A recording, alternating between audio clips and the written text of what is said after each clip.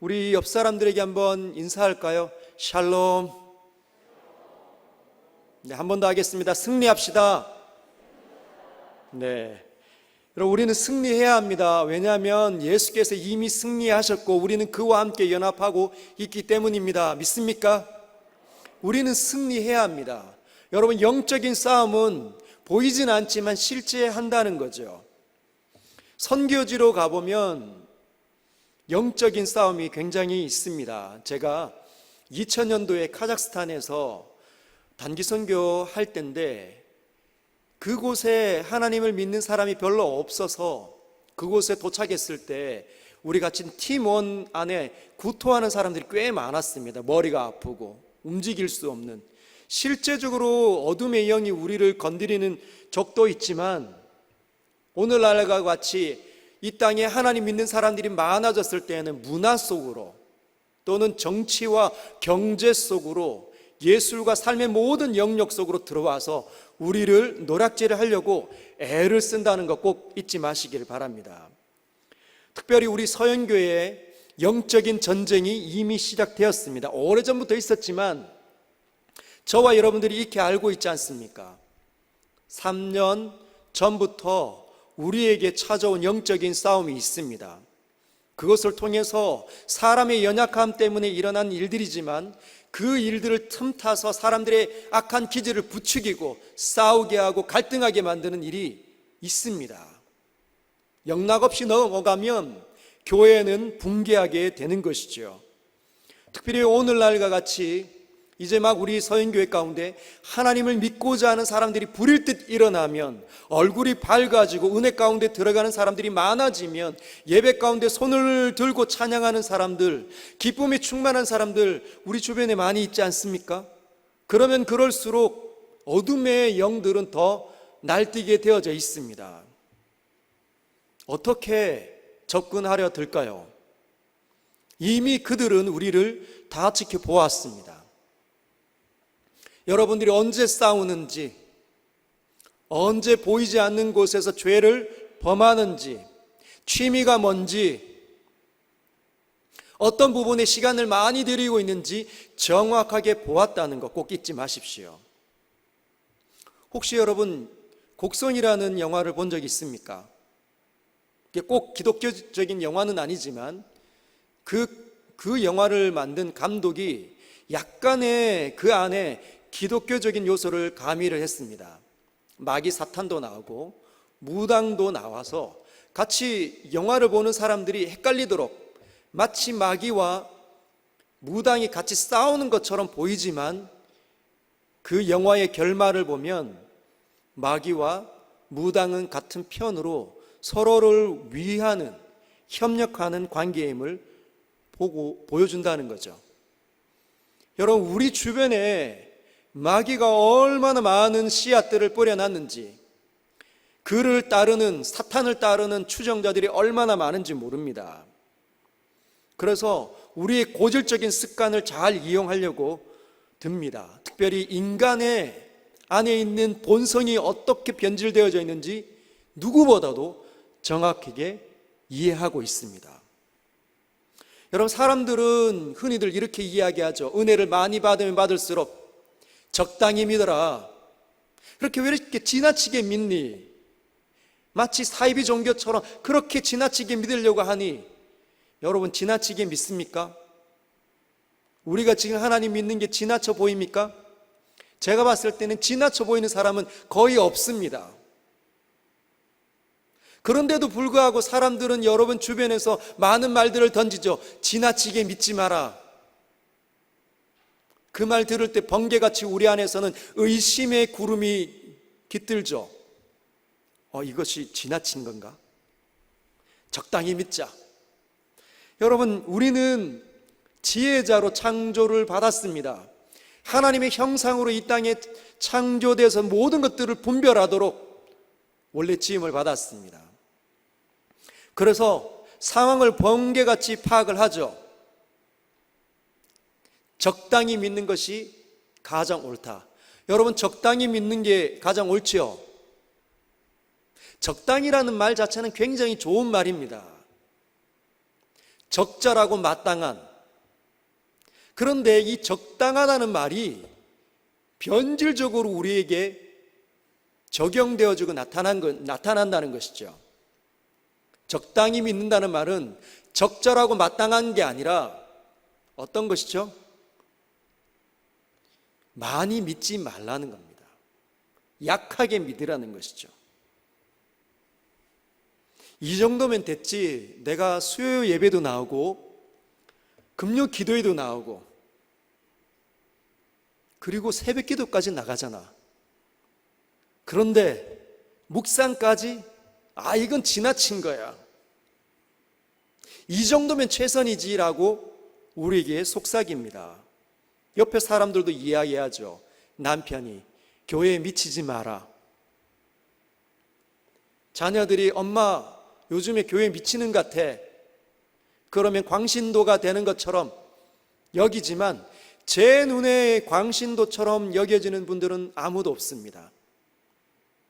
여러분, 사실은 하나님을 정말 충실하게 믿고 깊이 사귀고 이렇게 더 많이 믿게 되면 그 사람 광신도가 될 수가 없습니다. 사단이 왜곡시켜 가기 때문에 균형과 조화가 깨뜨려져서 광신도처럼 보일 뿐이지, 정확하게 하나님을 사랑하고 그 하나님과의 사귐이 더 짙으면 짙을수록 아름다움은 더 많이 나타납니다. 그래서 인간이 원래 창조될 때의 그 본연의 모습이 나타나는 것이죠. 저 사람은 진짜 인간답다. 그때 그 사람이 하나님을 가장 사랑할 때가 인간다울 때입니다. 하나님을 가장 사랑하지 못하면 비인간적인 모습들이 나타나는 거죠. 하나님을 믿을 때 왜곡되게 믿는 사람들, 즉 꼭 기도원에 가야 하나님께 응답받는다, 왜곡된 겁니다. 꼭 그러면 예배당에 나와야 하나님 만날 수 있다, 그것도 왜곡된 것이죠. 하나님은 어디에나 계시기 때문에 어느 곳에서든지 예수의 이름으로 요청하기만 하면 그분이 보시고 들으시는 분이십니다. 이 말을 하면 어떤 분은 또 번개같이 왜곡합니다. 그럼 교회 안 나와도 되겠네. 그게 어리석은 거죠. 여러분, 우리가 교회로 모이는 건 우리가 형제 자매가 되었고 우리를 교회로 예수께서 이미 연합하도록 원하시기 때문입니다. 오늘 금요 기도회로 모이는 이유는 무엇입니까? 혼자 기도해도, 홀로 골방에서 기도해도 하나님 들으시고 역사하시지만 사단의 공격에 여지없이 무너지는 사람들 함께 모이면 삼겹줄을 이겨낼 사탄이 없기 때문이라는 거죠. 믿음이 약해져 있다 할지라도 이곳에 오면 나를 사랑해주고 나에게 도전해 줄 수 있는 나의 지체인 우리 권사님, 집사님, 우리 장로님이 서 있기 때문에, 나를 대신해서 서 있는 분들을 보면 내가 영적으로 다시 힘을 얻을 수 있기 때문에 교회로 모이는 것입니다. 우리에게 나태함과 안일함을 사탄은 번개같이 캐치해서 접근하려고 합니다. 이 정도면 됐지, 뭐 그렇게 열심히 하나, 자꾸만 내 삶이 바쁘고 피곤한 것처럼 여기도록 만든다는 거죠. 그러면 그 사람이 약해지기 시작합니다. 왜냐하면 이미 안일한 생각이 들어와 있기 때문에. 그러면 이제 친구가 전화하는 거죠. 야, 술 한잔 하자. 예수 믿는 사람인 줄 알면서도 야, 오랜만인데 우리 같이 동창회 한번 하자. 또는 TV에 그날따라 재밌는 드라마가 시작되면서 한 번 보면 두 번 보게 되고 끝날 때까지. 근데 그 드라마만 보게 됩니까? 다른 드라마도 봅니다.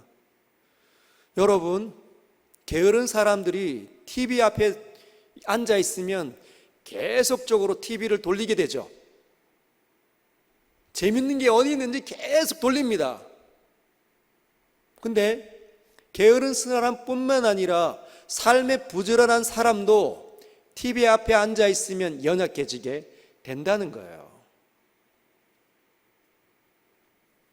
그리고 영화를 보게 되면 음란한 생각이, 불륜의 생각들이, 좋지 않은 관점들이 얼마나 빨리 들어오는지.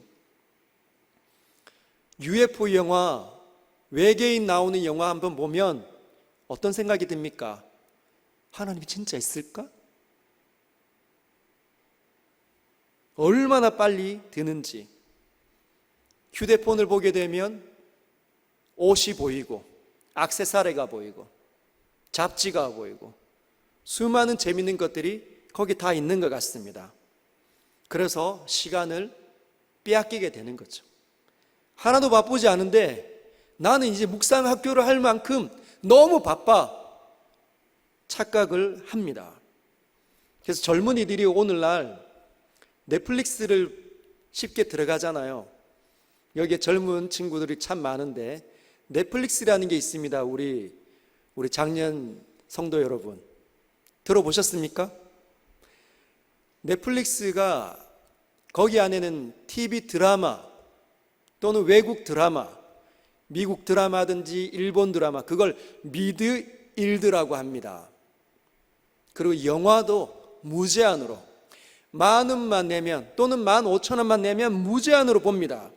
여러분, 한 달에 15,000원이 큰 금액이 아니죠. 쉽게 결제할 수 있습니다. 그렇게 되면 15,000원을 투자했기 때문에 수많은 영화와 드라마를 볼 수밖에 없는 거게 되겠죠. 그러면 또 시간을 빼앗깁니다. 또 바빠지는 거죠. 영화 보느라, 드라마 보느라 수많은 시간을 빼앗겨서 하나님을 한 번도 생각해 보지 못하고 지나가는 순간이 얼마나 나에게 엄습해지는지. 그때 영적인 존재가 뭐라고 볼까요? 내 계략이 맞았다.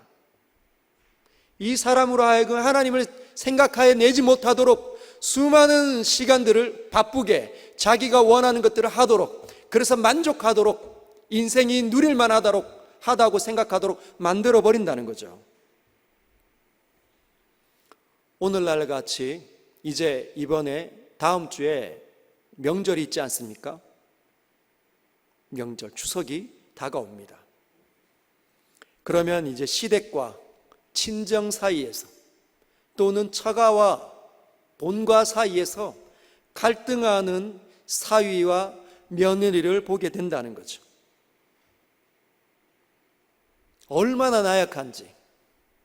여러분, 한국의 문화는 명절이 정말 좋은 것임에도 불구하고 사람들을 갈등하게 만들고 분열하게 만드는 사단의 도구로 전락되고 있는 것을 우리는 발견할 수 있어야 합니다. 예수 믿는다고 말을 하지만 영락 없이 이 명절 증후군에 빠지면 갈라지는 사람들이 얼마나 많은지, 그 가운데는 예수 믿는 사람들도 예외는 아닙니다. 이 사람이 우리 부모님에게 섭섭하게 한다. 저 사람이, 저 양반이 우리 부모님에게 용돈을 더 적게 준다.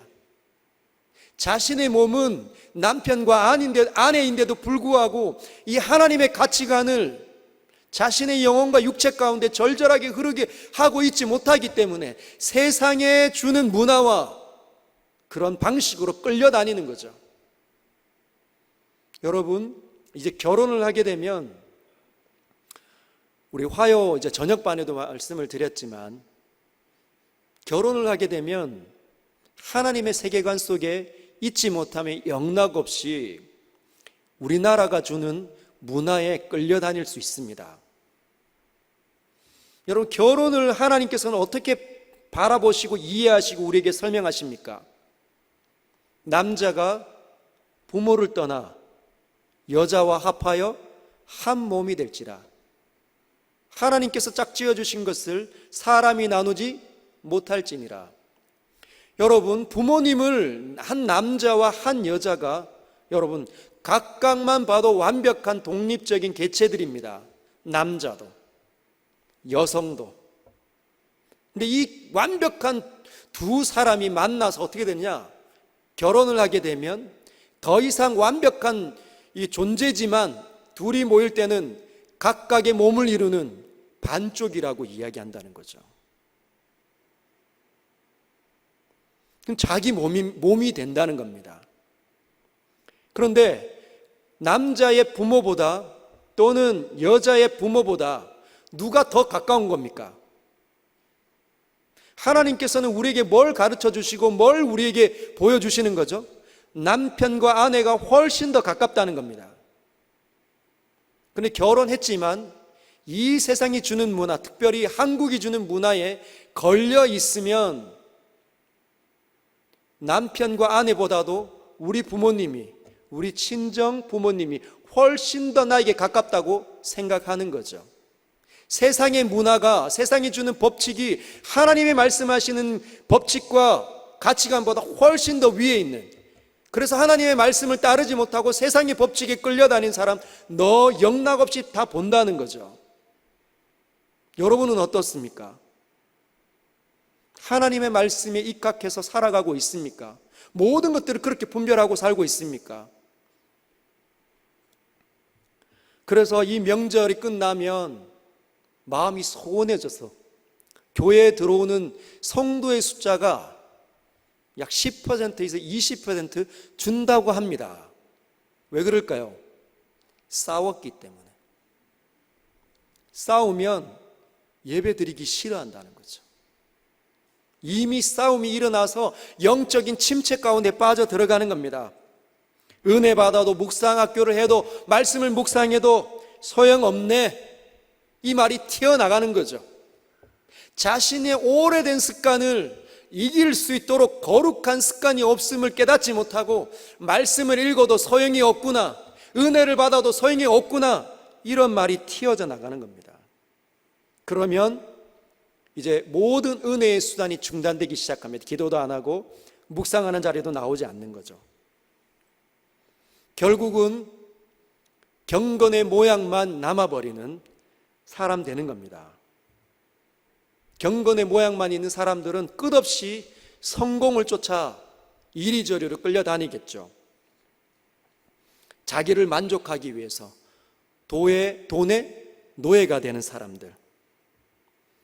여러분, 우리 젊은 아이들을 보면 청년도 마찬가지고 우리 청소년 아이들도 마찬가지인데 랩하는 아이들을 굉장히 참 좋아합니다. 랩하는 아이들이 잘못된 게 아니죠. 그 안에는 기독교인도 있으니까. 그런데 랩을 하는 것을 보면서 많은 이 청소년 아이들이 꿈을 꿉니다. 랩 자기 좋아하는 거 하면서 돈을 억수같이 버는구나, 10억, 100억. 그래서 막 랩하는 아이들 여기 금목걸이 막 주렁주렁 달고 모자에 금 이게 배지 달려있는 거 팍 박힌 거 보면서 금반지 끼고 부러워하는 거죠. 왜 부러워할까요? 편하니까. 편하게 살 수 있으니까. 돈 많아서 자기가 하고 싶은 건 마음껏 누리며 살 수 있으니까. 유튜브 하는 아이들도 참 부러워합니다.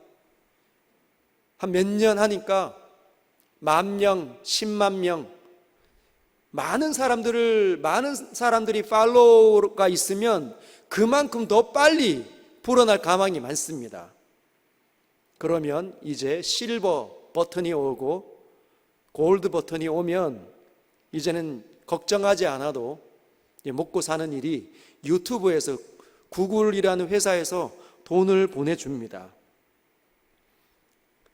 그래서 사람들이 정말 편하게 살고 싶고 많은 걸 누리고 살고 싶어 합니다. 여러분은 어떻습니까?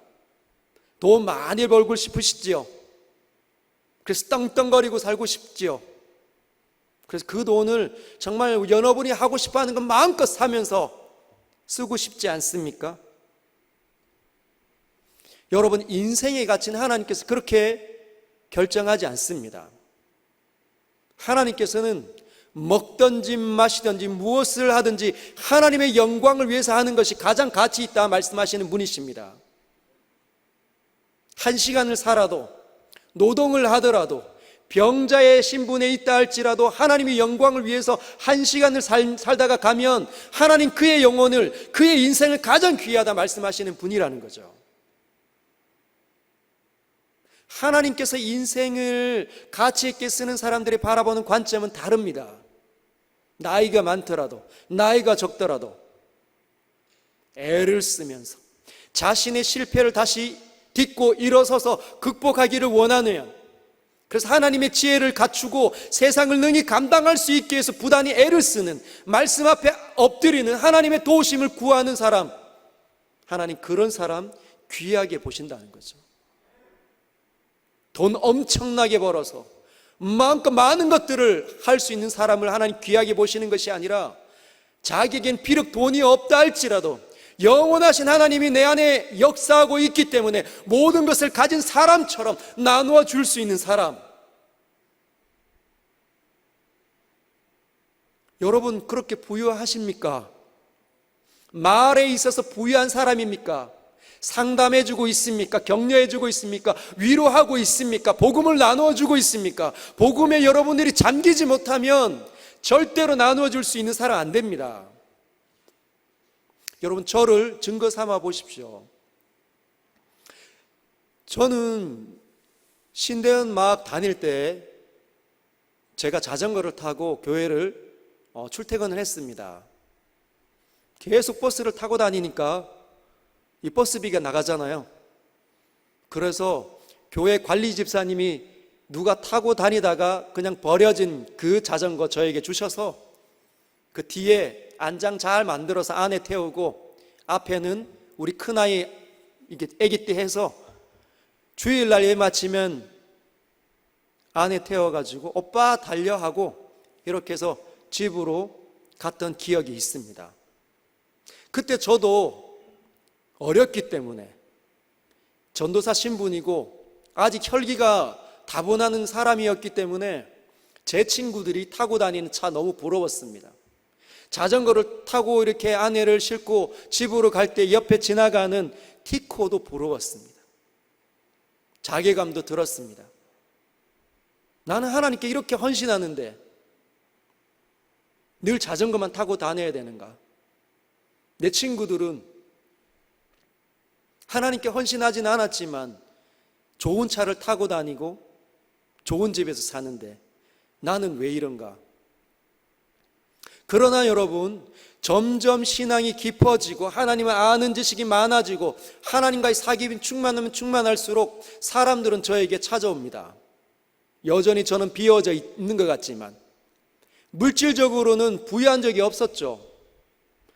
한 번도 이 넘치는 물질을 받아본 적이 없으니까 부유한 적이 없지 않겠습니까? 교회가 허락해 주면 그 집에 거하는 것이 저의 삶의 수준이었죠. 그럼에도 불구하고 늘 사람들을 세우고 위로하고 도전하고 격려하고 가정을 평안하게 하고 샬롬을 가져다 주고, 그건 담임을 하든지 제주도로 가든지 또는 부목사 하든지 지금 이 자리에 있든지 간에 여전히 하나님께서 그렇게 사용하시는 것 같습니다. 이번 주에도 어떤 한 목사님을 위로하면서 격려하고 도전하는 일 하고 왔습니다. 안 해도 되지만. 많은 목회자라 할지라도 하나님과의 이 사귐이 충만하지 못하면 하나님으로부터 오는 모든 좋은 것들을 누리지 못합니다. 그럼 나누어 줄 수 없게 되겠죠. 비어져 있는 사람들은 다 깨닫습니다. 저 사람이 비어져 있는지 채워져 있는지 다 보입니다. 표정으로, 말로, 행동으로 다 드러나는 거죠. 우리 모두는 다 분별할 수 있습니다.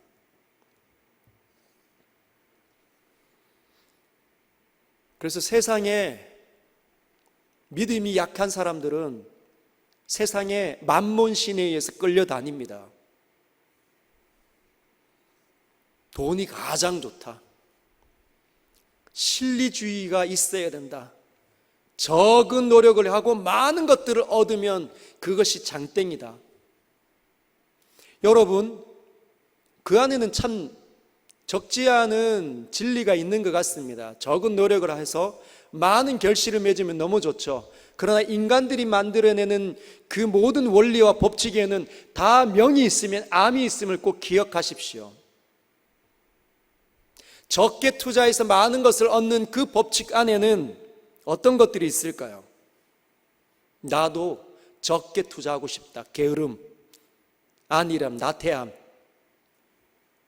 또는 열심히 일을 했는데도 불구하고 많이 갖고 가는 사람들을 보면 어떤 마음이 들까요?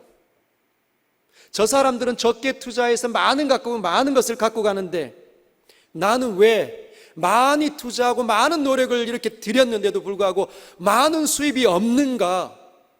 자괴감 들고 절망스러워하는 거죠. 그런 사람이 내 남편이면 어떨까요? 당신도 좀 노력해봐. 왜 안 돼? 당신이 노력을 안 해서 그렇지. 그러면 그 남편은 더 절망할 겁니다. 여러분, 남편은 얼마나 약한지, 남성은 진짜 약한 존재입니다. 남성들은 아내가 믿어주면 세상과 맞짱을 뜰 수 있는 사람들입니다.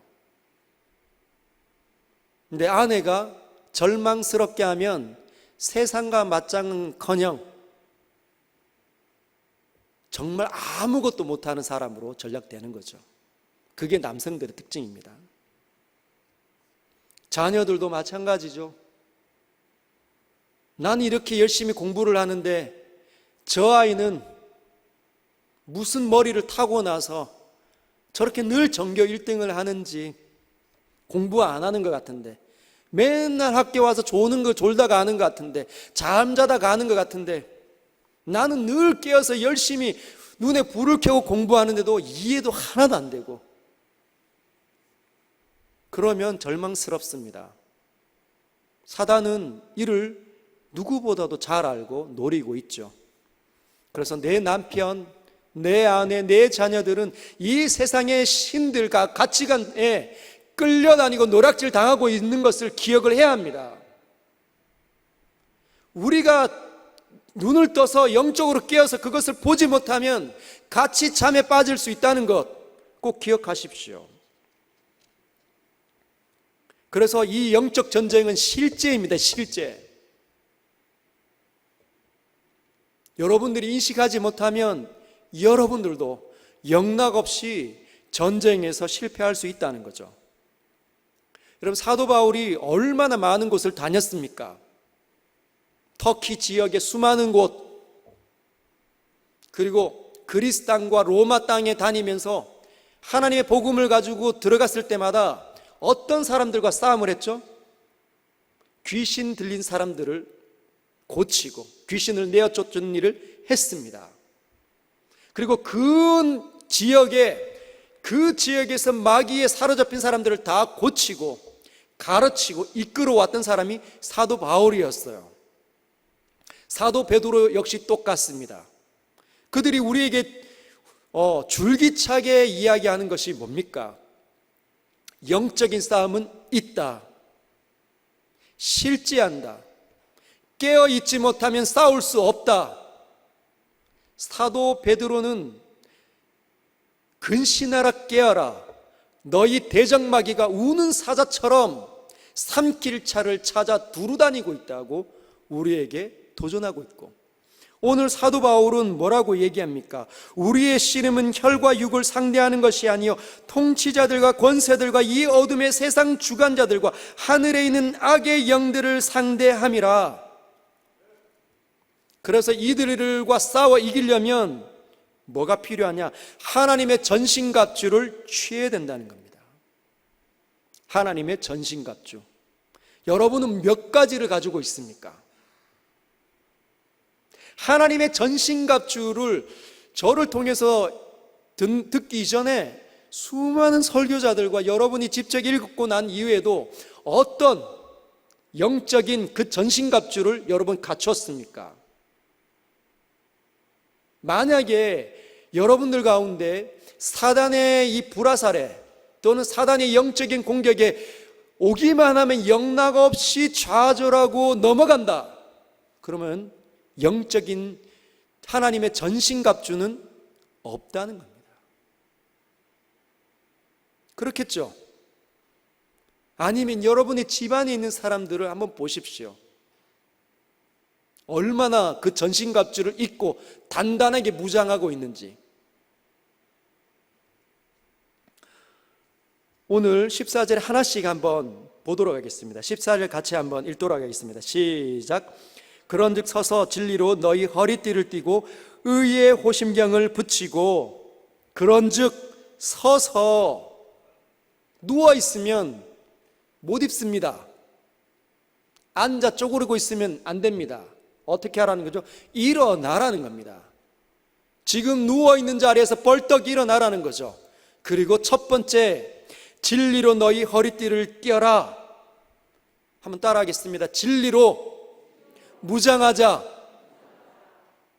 여러분, 이 당시에 사람들이 입고 있던 옷들은 어떻습니까? 원피스.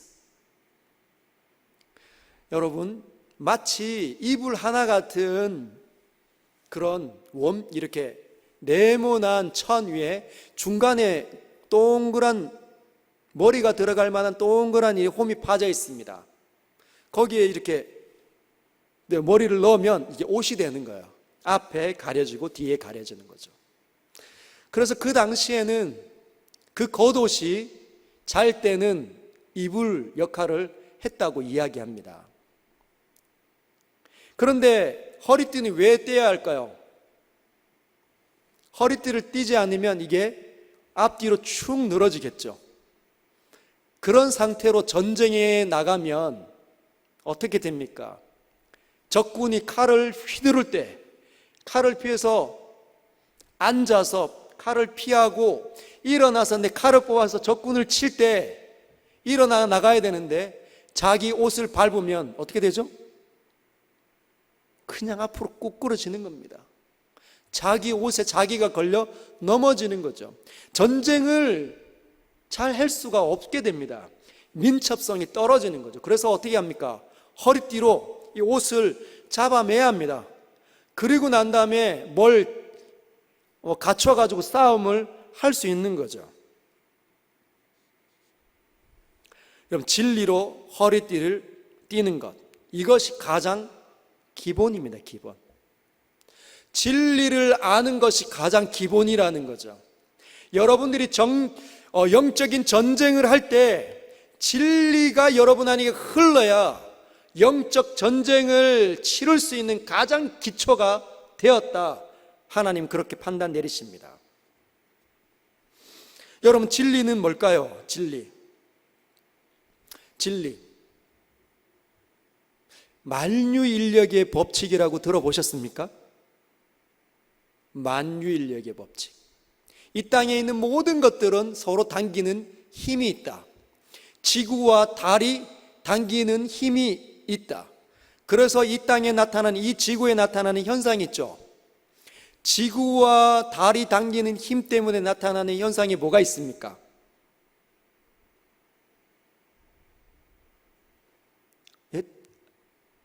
우리 청소년들 얘기해 보십시오.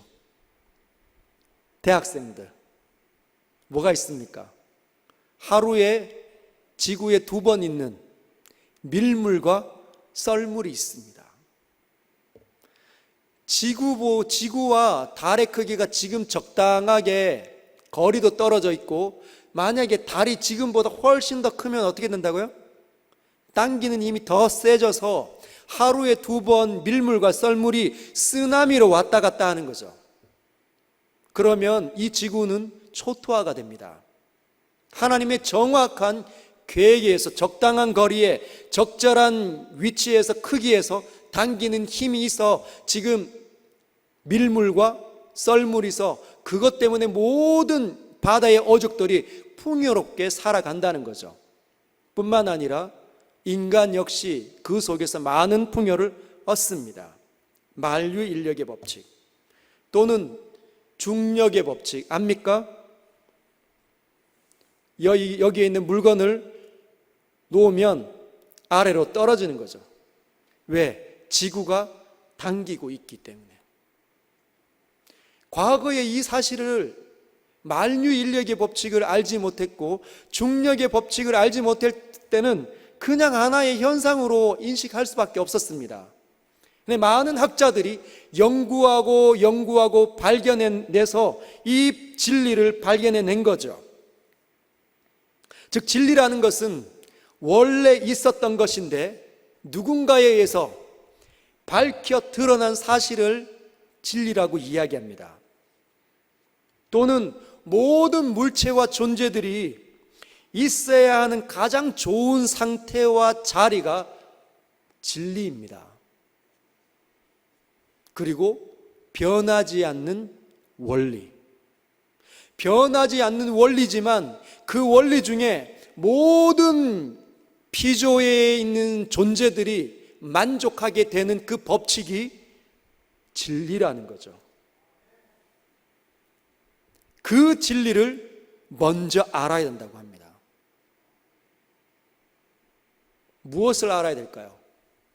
여러분들이 이 세상의 진리를 분별하기 위해서 수많은 시간을 들이는 것처럼 보이지 않는 영적인 싸움을 하기 위해서는 보이지 않는 하나님에 관한 진리에 대해서 정통하고 있어야 합니다. 여러분, 하나님이 누구이신지 알고 있습니까? 그 하나님에 관한 진리가 얼마나 무궁무진한지 무장되어져 있습니까? 이야기하면 밤이 맞도록 설명할 수 있습니까? 이 세상에 있는 모든 증거들을 사용해서 사람들에게 설명할 수 있어야 영적으로 성숙한 사람들입니다. 천지가 왜 창조가 되어졌는지, 사람은 왜 타락하게 되었는지, 타락해서 잃어버린 것들이 어떤 것들이 있는지, 그래서 그것들 때문에 나는 어떤 현상 가운데 있을 수밖에 없는지, 하나님께서 그 모든 것들을 회복하기 위해서 무엇을 베풀어 주셨는지, 십자가는 어떤 의미를 가져오고 오는지, 부활은 무슨 의미인지, 나에게 어떤 소망을 가져다 주는지, 어떤 생명 가운데 있게 되는지, 예수님의 메시아됨과 그분의 그리스도됨은 무슨 의미인지, 성령은 왜 보냄을 받게 되셨는지, 내 안에 오셔서 하시는 역할은 무엇인지, 언제 거듭나는지, 은혜는 뭔지, 구원은 뭔지 여러분 설명할 수 있겠습니까? 여러분, 하나님께서 우리를 회복시킬 때 값을 치르시죠. 예수님께서 희생 제물입니다. 값을 치렀다라고 이야기하시죠. 누구에게 값을 치른 겁니까? 많은 분들은 마귀 사탄에게 값을 치르고 우리를 건져내셨다, 사셨다라고 생각을 하는데 그게 잘못된 겁니다. 잘못 분별력을 갖추면 잘못된 방향으로 영적인 싸움을 하겠죠. 누구에게 값을 치른 겁니까? 온 땅을 다스리시는 절대자이신 창조주 성부 하나님께 값을 치른 겁니다. 모르면 어떻게 할 수 있겠습니까? 여러분, 유아들의 특징이 어떤 것인지 아시죠? 유아들의 특징은 유혹에 매우 약합니다. 왜요? 분별력이 없기 때문에. 그리고 자신의 이 마음, 여기서 끌어나오는 이 소욕을 다뤄낼 수 있는 힘과 능력이 훈련되어져 있지 않기 때문에 유아들은 굉장히 쉽게 유혹에 빨리 넘어갑니다. 사탕 하나만 있으면 유괴당하는 거죠. 얘야, 이거 줄 테니까 아저씨 한번 따라갈래? 엄마한테 분명히 교육받았는데 사탕을 보니 먹고 싶은 거예요. 엄마가 말한 그 의미가 뭔지를 몰라요. 아이들은 분별력이 없어서. 여러분, 진리를 허리띠를 띠어야 된다는 말은 여러분들이 민첩하게 움직여서 전쟁에 승리하는 기초인데, 하나님에 관한 거룩한 진리들이 영적으로 무장되어져 있지 못하면 민첩함은 일어나지 않습니다. 뭘 해야 되는지, 내가 무엇에 약한지 분별력이 없다는 것이에요.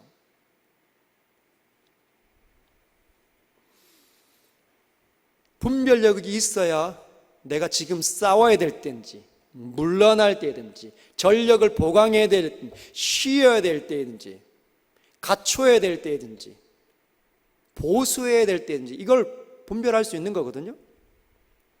그런데 분별력이 없으면 무턱대고 야 전쟁하러 가자 하면 무조건 나가는 겁니다. 지금 물집이 잡혀서 발이 부르트고 허리띠가 지금 다 낡았는데 칼과 창은 녹슬었는데 그것도 모르고 무조건 가는 거죠.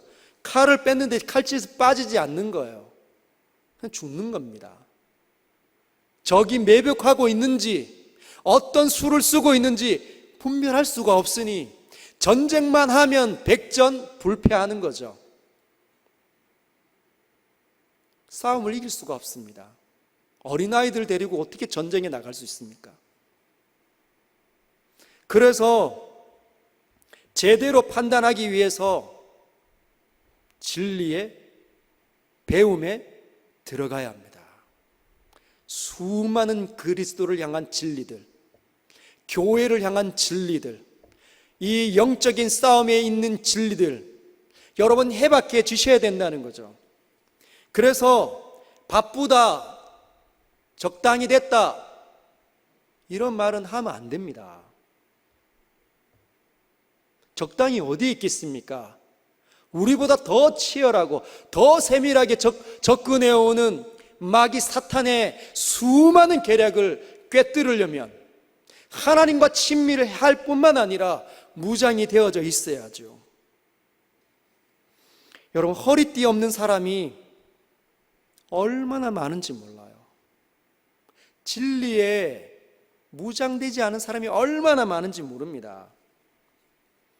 그래서 마귀 전략이 얼마나 잘 먹히는지 곳곳에서 교회를 보면 수많은 갈등과 소요가 일어나는 거 여러분 알고 계시죠? 우리도 경험하지 않았습니까? 얼마나 번개가 친지. 사람들이 약한 기질을 이용해서 교회를 무너뜨리려고 하는 이 사탄의 계력. 진리 허리띠 없는 사람 너무 많으면 큰일 납니다. 여러분, 그런 사람들은 판단력이 없기 때문에 늘 자신의 판단력을 신뢰하겠죠. 그러면 줄기차게 목소리를 높입니다. 늘 그냥 시끄럽게 자기 이야기만 하죠. 남 이야기는 도무지 듣지 않습니다. 우리는 분별할 수 있어요. 여러분 분별되시죠? 하나님의 거룩한 진리로 무장되어져 있는 사람이 시끄럽겠습니까? 사랑과 희락과 오래 참음과 자비와 충성과 양선과 절제 이런 것들이 성령의 9가지 열매가 있는 사람이 하나님의 진리에 무장되어져 있겠죠. 왜냐하면 하나님의 진리는 성령이 기뻐하는 하나님에 관한 지식들이니까. 그럼 성령 그 안에서 역사되어지면 9가지 열매가 충만하게 맺힐 겁니다. 그런 사람이 옆에 있으면 주목받습니다. 누구에게나 눈에 띄는 거죠. 아, 저 참 좋은 사람이다. 저 사람이랑 이야기 한번 하고 싶다. 저 사람이랑 이야기하면 참 마음이 흐뭇하다. 기쁘다. 재미있다. 좋다. 부럽다. 이렇게 되겠죠. 여러분, 배우시길 주님의 이름으로 축복합니다. 배워야 되니까 다른 교회 가시면 안 됩니다. 이제는 다른 단체에서 배우는 걸 중단하십시오. 왜냐하면 제가 보면 그 속에서 어떤 것들을 가르치는지 잘 모르겠습니다. 하나님께서 저를 여러분에게 보내준 하나님의 사자라고 인정하십니까? 그리고 우리 사역자들도 제가 최선을 다해서 실력을 갖추도록 애를 쓰고 이렇게 몰아가고 있습니다. 지금 가을 학기 시작되면서 굉장히 바쁘죠. 저는 더 바쁩니다. 화요일 오전 반, 저녁 반, 그리고 목요일 저녁 반, 오늘 금요일, 주일 설교. 교회 일이 그거밖에 없습니까? 다른 모든 것들도 있죠. 대외적으로도. 그럼에도 불구하고 해내려고 애를 쓸 겁니다. 내년부터는 서연교회가 하나님 말씀을 배우는 일에 들썩들썩거리게 만들어 보려고 합니다. 하나님을 만났더니 너무너무 좋아요. 하나님의 지식이 이렇게 위대한 줄 몰랐습니다. 그런 사람들이 곳곳에서 생겨나기를 바랍니다. 두 번째는 의의 호심경을 붙이고, 이전의 성경이 개역 성경이죠. 지금은 개역 개정인데, 이전의 성경은 이 호심경을 흉배라고 번역을 했습니다. 근데 그게 훨씬 더 좋은 것 같아요. 호심경 하니까 여기에 뭔가 이제 반짝이는 동그란 그 가슴, 여기 심장을 보호하는 요만한, 그래서 안에다가 입는 이런 호심경이 아니라 로마 군인이 입었던 뭡니까? 이 가슴을 보호하는 흉배, 흉각, 그 갑옷을 의미합니다. 의의 호심경. 호심경인데 흉배인데 어떤 거냐? 의의 흉배라는 거죠. 심장과 간과 폐, 이 중요한 장기를 보호하는 이 갑옷. 여러분, 의는 예수 그리스도의 의로움입니다. 한번 따라할까요? 예수 그리스도의 거룩하심, 그분의 의로우심. 여러분, 예수 그리스도의 거룩과 의로우심이 얼마나입니까?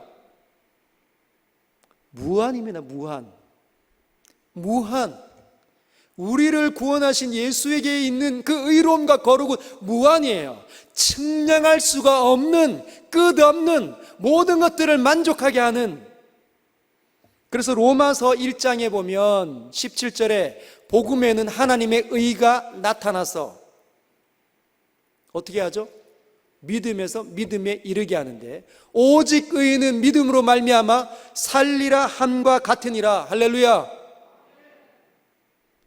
여러분, 우리가 예수를 믿을 때 우리 안에 있는 모든 더러운 것들이 십자가로 다 빨려 들어가면서 예수에게 있는 그 거룩하심과 의로운 무한한 그 생명이 우리에게로 전달되는 거죠. 우리에게 주어집니다.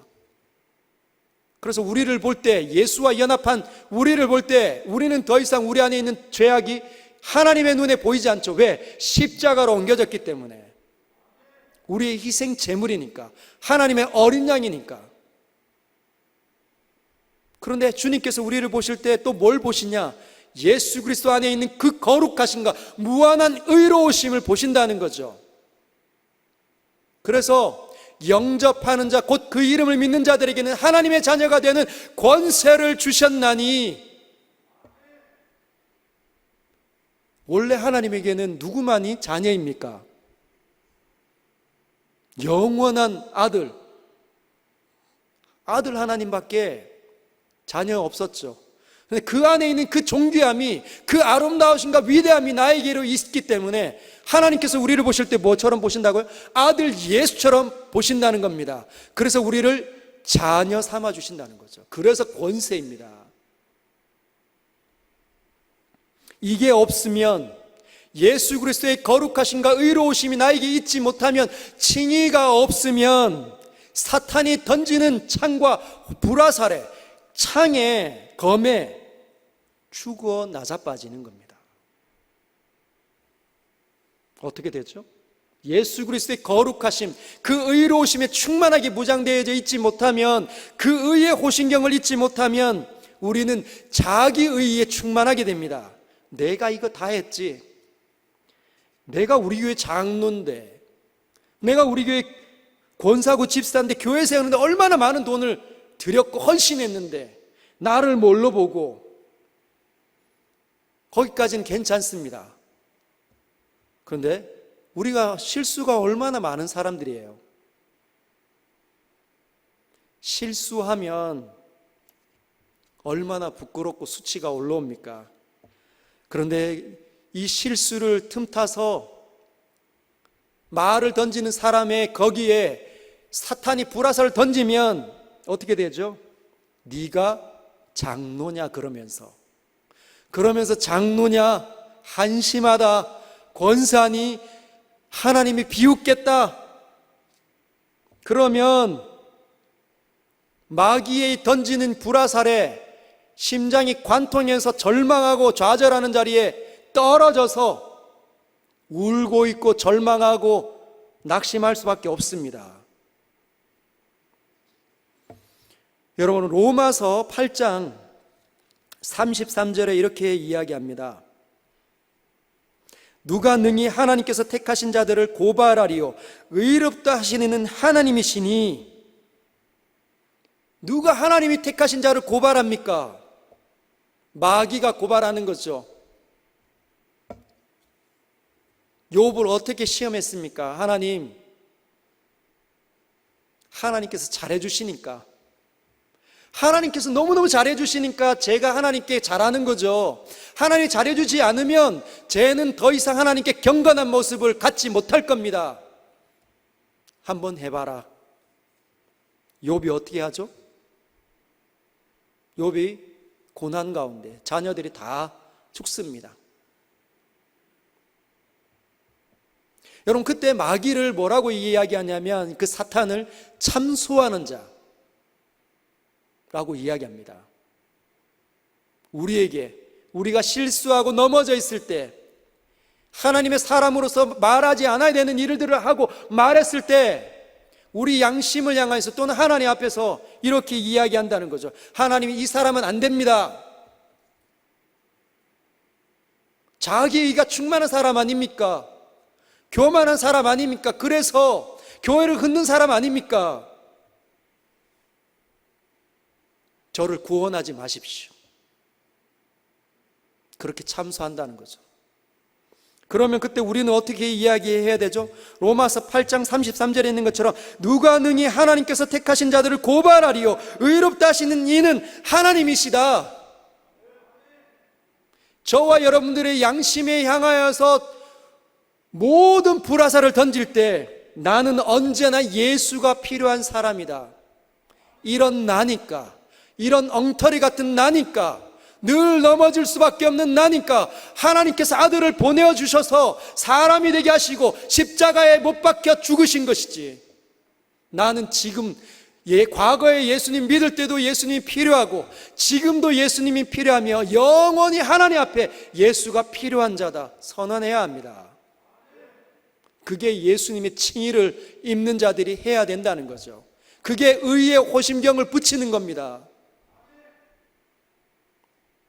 모르면, 진리의 어리띠를 띠지 못하면 모릅니다. 넘어가는 거죠. 할렐루야. 승리하시길 바랍니다.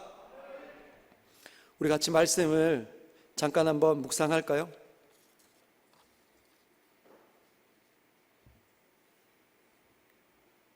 하나님 앞에 기도하십시다.